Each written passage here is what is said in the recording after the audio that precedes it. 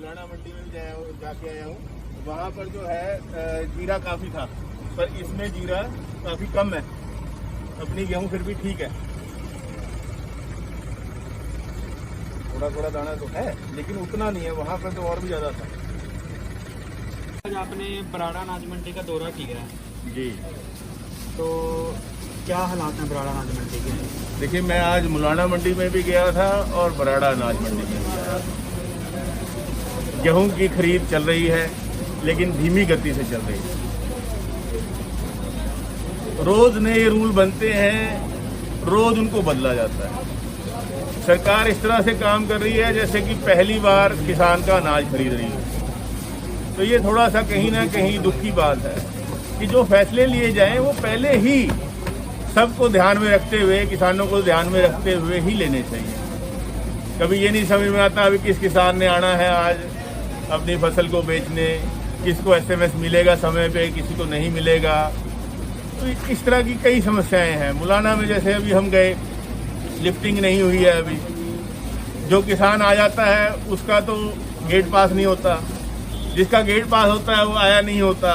इस प्रकार की कई तरह की समस्याएं जो हैं वो सामने आ रही हैं, जिसको सरकार देखे और उनका जल्द से जल्द निदान करे।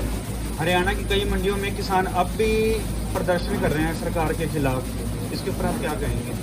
देखिए कहीं ना कहीं जैसे मैंने कहा कि सरकार इस तरह गेहूं खरीद रही है, फसल खरीद रही है, चाहे वो हमारा मस्टर्ड ही क्यों ना हो, कि जैसे कि वो पहली बार खरीद रहे हैं। कि किस प्रकार की समस्याएं आ रही हैं, क्यों आ रही हैं? वो जो सदियों से एक सिस्टम चला आ रहा है उसको क्यों इस टाइम जो है वो बदलने की बात करते हैं, येस बैंक में खाते खोलने की बात करते हैं।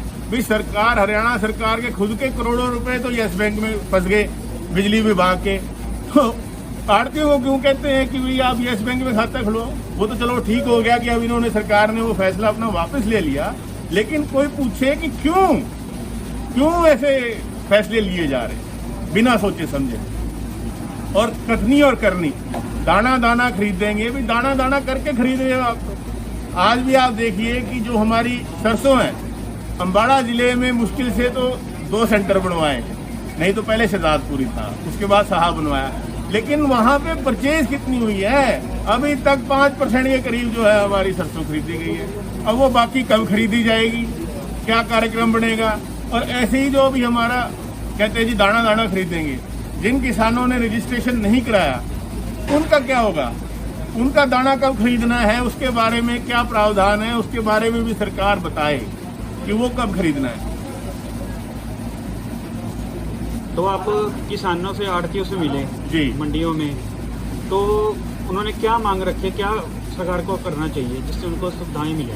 देखिए एक तो यही है कि पिछली पेमेंट ही रुकी हुई थी आड़तियों की, तो ठीक है ना, जो कि कितनी गलत बात है। अभी 6-6 महीने अगर सरकार का 1 रुपया लेट हो जाता है तो उस पर तो ब्याज लगता है। सरकार 6-6 महीने पैसे नहीं देती, उस पर कोई बात नहीं।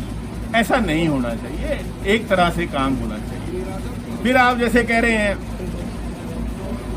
ये जो मैंने बताया गेट पास वाला इशू है, पहले तो सरकार ने ये कह दिया था जी कि इतनी ही आप गेहूं लेके आएंगे किसान, उसके बाद दोबारा लेके आएंगे, जो कि फैसला गलत था, लेकिन वो उन्होंने वापस ले लिया तो अच्छी बात है। पर बार बार फैसले लेना, बार बार बदलना, भी पहले ही आप एक ठीक सोच समझ के फैसला लीजिए और उसके ऊपर चलिए। लेकिन अभी ये बहुत समस्या आ रही है। और अभी क्या है कि जो हमने और सेंटर भी बनाए हैं, भी 3 कनाल जहाँ पे मान लो रकबा है, आपका फड़ है जो हमारे शेलर हैं, और एक ये मंडी है जो 50-50 किले में है, तो 50 किले में भी आप कहते हैं भी उतने ही किसान आएंगे, और जो 3 कनाल का जहाँ फड़ है वहां पे भी आप कहते हैं उतने किसान आएंगे। तो वो उस हिसाब से सोच के, क्योंकि ये कोई 50 दिन या 2 महीने चलाना एक सीजन को वो सही नहीं है।